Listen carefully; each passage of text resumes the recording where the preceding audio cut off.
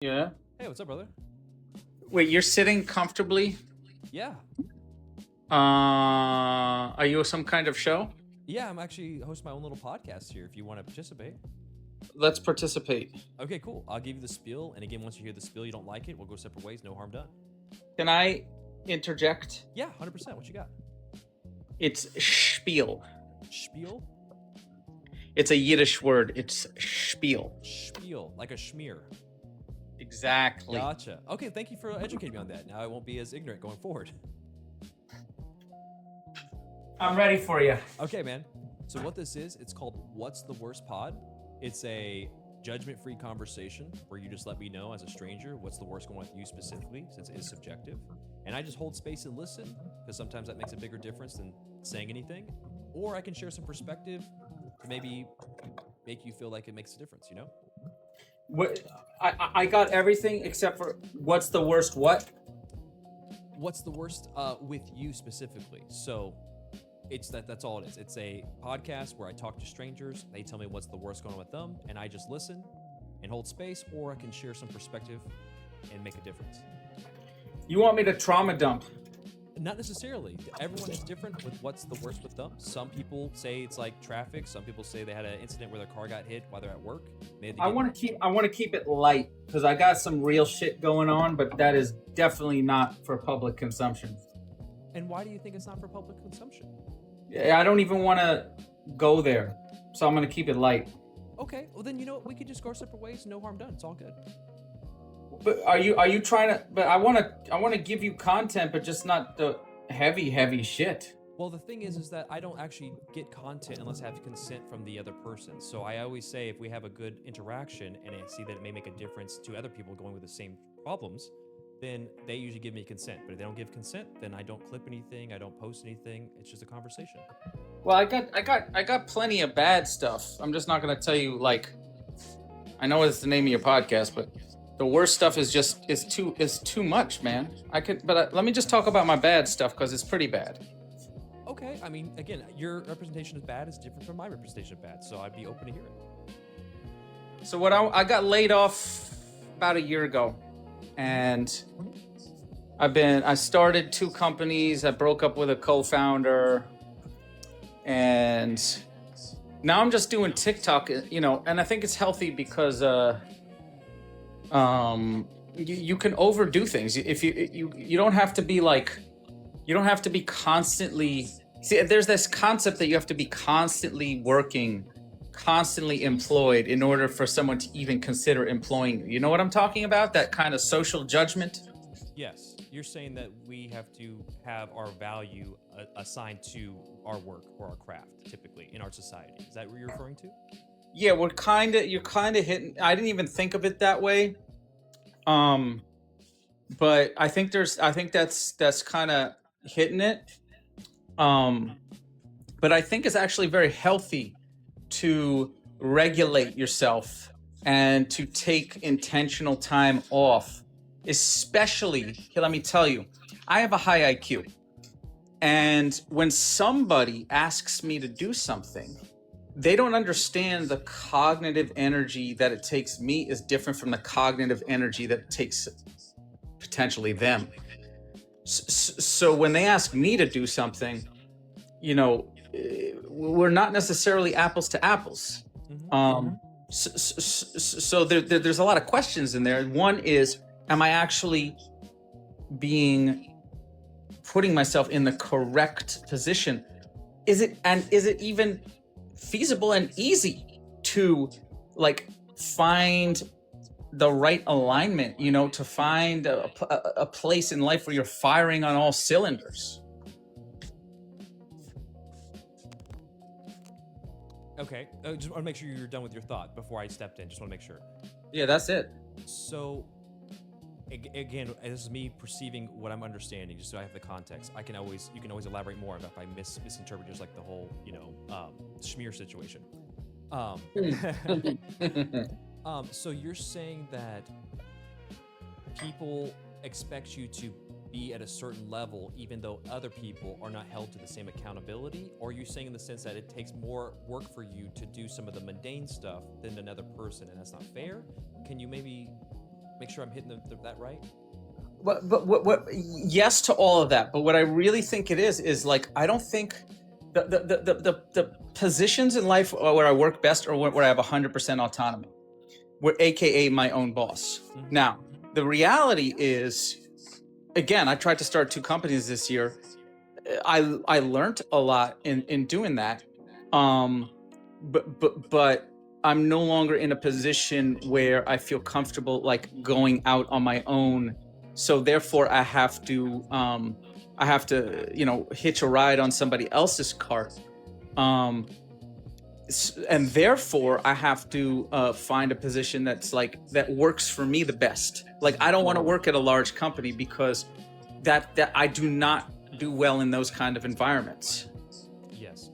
And may I interject here for just a second? Mm-hmm. It's funny because actually, I think we are very similar in a lot of ways. So much so that a lot of things that you just described, a lot of things I've recently experienced. Yes. Is that I work in environments, especially very ego-driven environments, where you could use common sense, facts, statistics, and all these things under the sun, and that doesn't matter to them. It doesn't make any difference at the end of the day. And then so on top of that, that's where I kind of derived and started doing things that I wanted to find my own autonomy and have my own business. And I as well have had multiple failures, and this has evolved to this program that I'm operating right now called What's the Worst? Yes. Right? Okay, so I've had 2 failed businesses. LLCs didn't work out, all the stuff. I was stressing over doing the tax purpose of these things and thinking the IRS going to arrest me because I didn't do things right. All these fears and things. You know what I'm talking about, right? You know what I'm saying? Okay, so yeah, definitely. I connect with you, man, on that.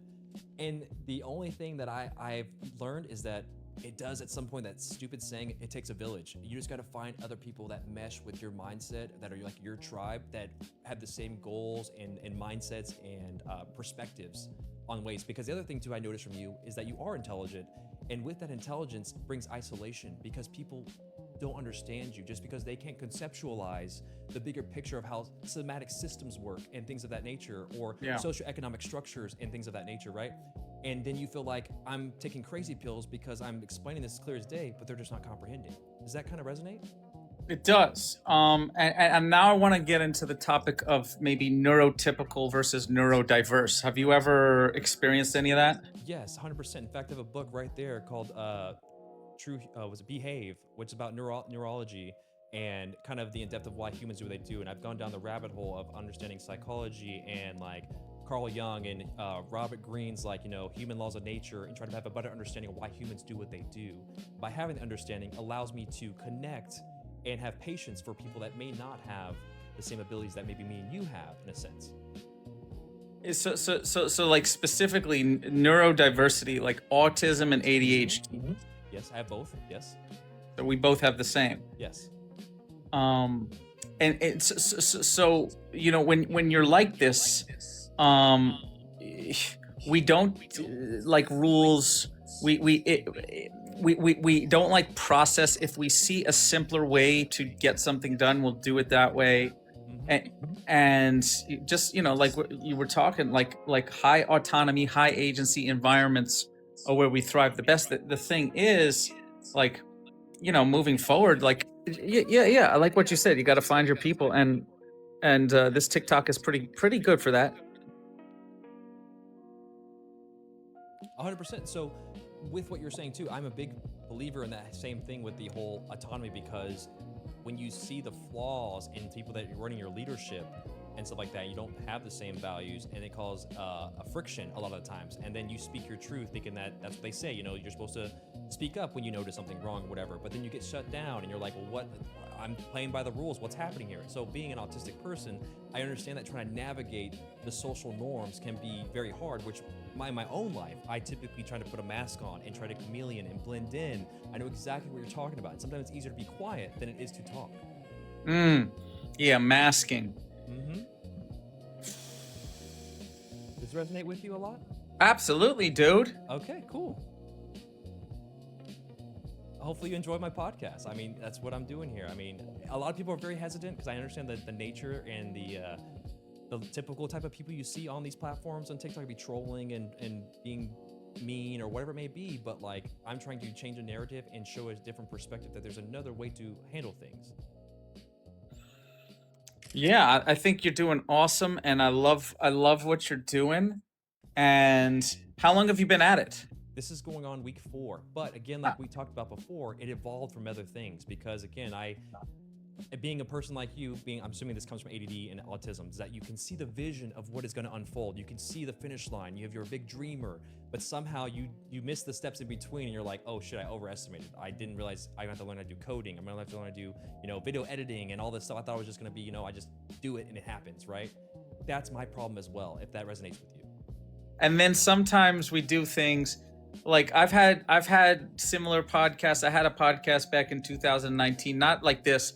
It was more about finding startup companies, Mm-hmm. and the pandemic shut that down. Um, uh, and but like we do things, and then we follow our vision, and sometimes it catches, and then sometimes the feedback we get from doing it makes us say, okay, I tried it for a week, I tried it for 4 weeks, and then it's on to the next thing.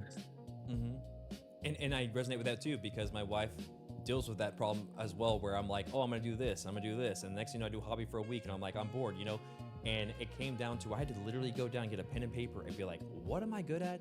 What is my passions? What will make me do this every day going forward, and not just be like, I had a bad day, I'm over it, Because that is a big problem that I think I have with those particular characteristics between ADD or autism. And again, I haven't really researched enough to find out what is the underlying factor that causes that. But that is something that I've dealt with. And so far, I've been very consistent with this for the past 4 weeks between all the other things I've tried, between streaming, through the LLC business I've tried, and all these things. And even so much so, too, I'm not sure if this resonates with you, too, is my whole life, too, I've always had a fear of doing it by myself as well, because doing anything alone is very scary, no matter what that is. And so when you have a person with you and you have failure, it feels like it's not that big a deal when there's 2 people failing. You're doing it together, right? But then you start having the things where your whole missions or your visions don't align, and you start blaming them as the problems of why your things didn't come to fruition or have a good outcome. Does that make sense, kind of? Well, yes. So I'm 50-50. Like sometimes I have enough energy to go out on my own. But this year I was telling you I broke up with a co-founder, and that was because I wanted I needed somebody else in order to do anything. Mm-hmm. So and then we broke up. So I understand, like both. Like and yeah, it's nice to have somebody in it with you, because being alone can be very difficult. Right, because you don't know if you're doing the right thing. You don't know if you're on the right path of what's going on. You need some sort of you don't want to be in an echo chamber. You're trying to bounce something off a wall. You're like, okay, you find positivity in this. I find positive. Maybe the outside world, once this business goes off, will find the positivity in this, because you have nothing coming back to reverberate that guidance. Then you're lost, and you think you're making the wrong decision. And that's where you gotta go and trust your gut. Yeah. Can I shed one other perspective just on my own experience from the multiple businesses and stuff like that? Sure.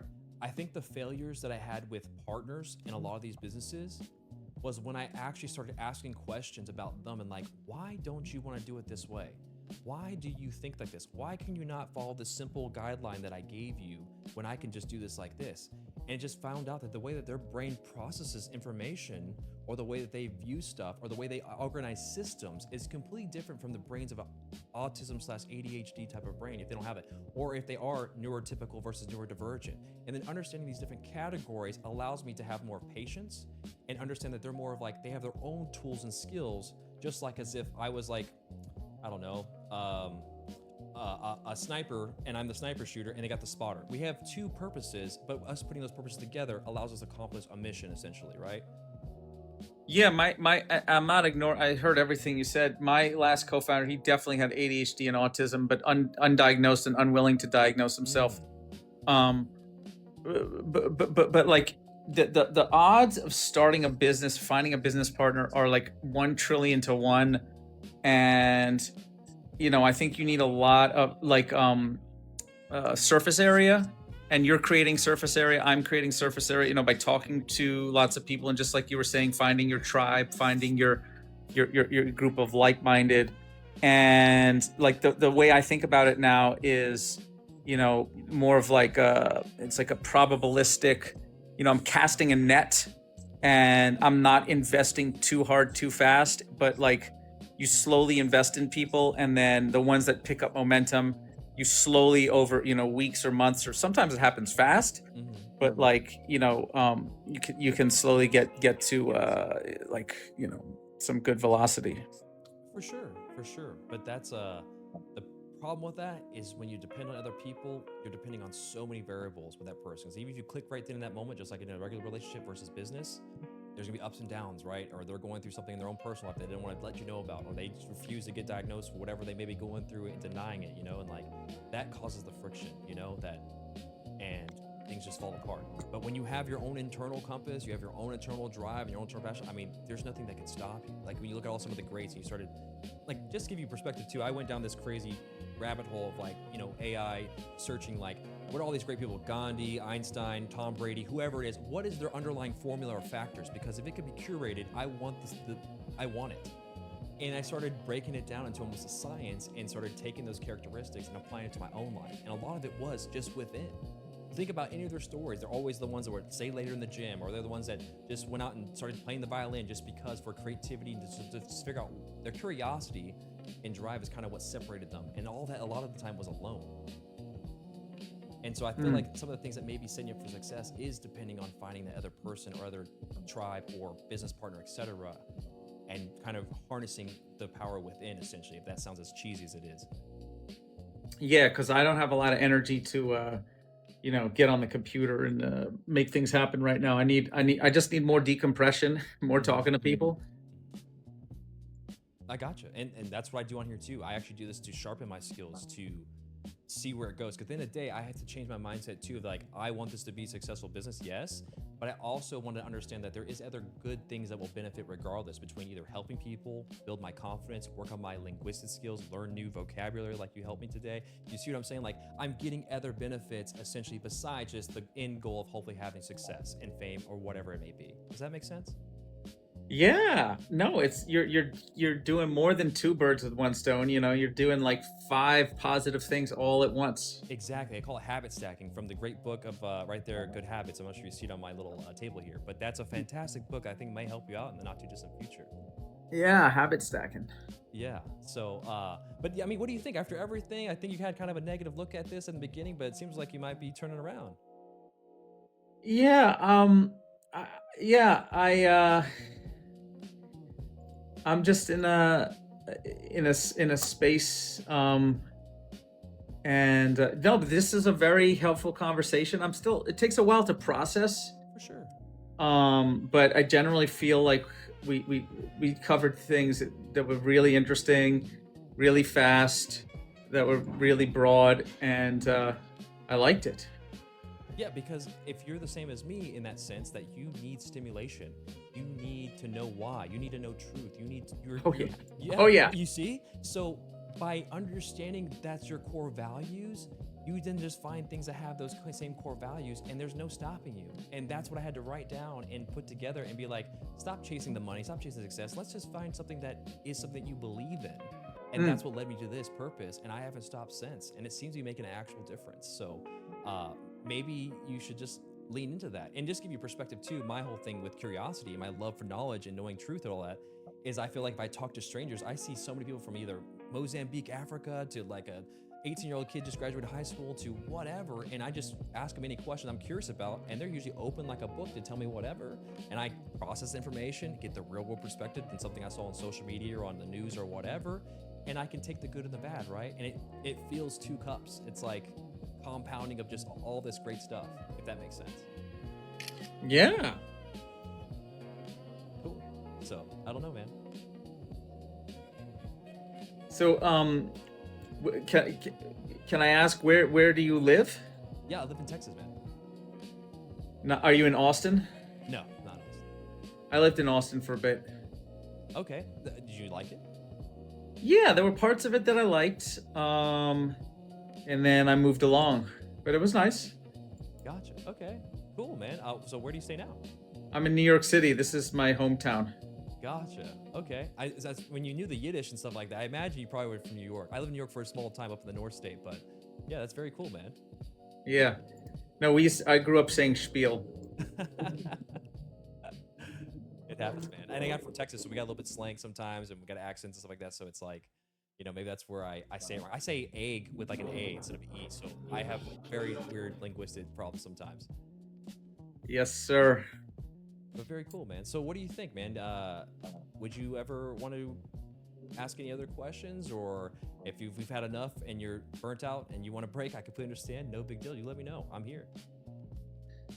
Well, I'll just tell you my plan. So this is my TikTok. I have like 17 different accounts. But this one I'm doing my goal is to do TikTok shop. So I have to get up to 1,000 followers, and then I'll finally be able to sell stuff. And I'm very, very excited for that moment, because I really want to let it rip on that. Okay. I want to like do 100% on that. And yeah, I'm still, I just did an event last night. It was really nice. They bought us dinner, like full course dinner with 2 free beers. That was fantastic. That was a networking event. I met some cool people there. And, as spring comes, there's 2 networking seasons in New York, fall and spring. So once spring comes, I'll be really in the mix. And if I find the right vibe, I'll jump on it. And I might even jump on something that's not 100% right. That's always impossible to do. I might even jump on something that's like 55 to 65% the right vibe. Because hey, money in the bank. I know you're not chasing money, but like being able to build a war chest fast is very valuable. 100%. I'm right there with you. I know I have a set number of money in my head that I would like to have to give me some sort of financial stability where I can literally do whatever I want in a sense and have comfortableness or whatever. But also that same number can go away with inflation and all that kind of stuff like that, or whatever too. So I understand the safety net that comes with the financial stability, but it definitely isn't the like meaning of life or happiness. No, not even close. Right? No, but if I can like put my nose to the grindstone and be at work, even if 50% happy at work for like 3-4 years, and really build a serious war chest, and at the same time I can do my little TikTok shop or whatever. And then what I'm really excited about is I'm getting a piano in on Monday, and my goal is to be a piano tuner, and not like go all in, because that takes years and years and years to like build a reputation and the skills. But like that'd be a really cool retirement job. That sounds like fun for sure. I'm guessing you have a passion for music. I do have a passion for music. Very cool, man. I do too. I have a crazy playlist of music from all different kinds of decades and stuff like that. Like I call it my magnum opus is my name of my playlist. I've been curating since Spotify ever came out. So I completely resonate with that. Nice, man. I just turned this. I was talking to like a 21-year-old today, and she liked the Beatles, but she didn't know Come Together. So she like played it and she liked it. So that was cool. That is cool. And actually, I'm not a big Beatles fan myself. No offense if you like them over there. But Come Together is the only song that I like by them. Honestly, literally. Toe Jam Football. Yeah. Because all the other stuff's like the Walrus and whatever, Submarine. I'm like, bro, that's just too much for me. But cool, man. You sound like you might be my tribe, honestly, at the end of the day. Like, we definitely connected a lot level. And I've had a lot of conversations over these 4 weeks, and you're the first person I felt like I see you for you and you see me for me. That's amazing. Yes. Feeling. Yes, sir. Well, I took a picture of you. I can't follow accounts right now because I'm some kind of rate limit, but Gotcha. I'm definitely going to connect with you when I can. For sure. I appreciate that. And again, now that we've gone through the whole conversation, would you consent to me maybe posting a later date? Absolutely. Go ahead, man. Let it rip. Okay, cool, man. Because again, there may be other autism/ADHD people out there that need to see this.